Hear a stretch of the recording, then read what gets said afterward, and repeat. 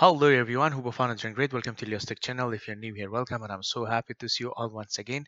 In this lecture, we're gonna learn how we can install Windows subsystem Linux using Windows 11. The first thing you need to do is to type turn Windows feature on or off. Click here, you will be a witness of a window by the name of Windows feature. Once you get here, what you're supposed to do, Windows subsystem Linux. Click this one and then click OK. So probably this is gonna take a time. Okay guys, as you notice in here, it asked me to restart Windows 11. Let's restart Windows 11. Okay guys, as you notice, I just restart Windows 11. So the second thing that you're supposed to do is that you have to find Microsoft Store. Click on Microsoft Store.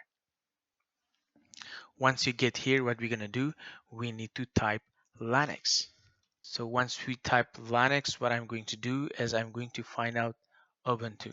So I think that is the uh, good operating system so far. If you look at in here, okay guys, as noticed in here I am using Ubuntu. Click on Ubuntu.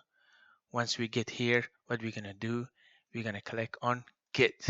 So let's get Ubuntu operating system.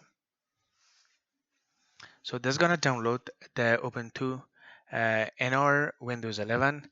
It may take a time, but we have to be patient. So let's see what's gonna happen. All right, let's open Ubuntu. If you encounter an issue, so what I'm going to do is I will put down below the description how you can fix the problem as well. Probably you may encounter a kernel issue or so on, but that is very simple and I put the description. You can go ahead and watch that one as well in order to resolve the issue. So far, if I click Ubuntu, I am good to go, guys. Top is one of the common, we can say command that you can run in any kernel of Linux operating system. I hope the information was very helpful. Don't leave it, appreciate my work. Simply subscribe my channel and like the video. Until next time, stay safe, be brave, and of course, see you guys next time.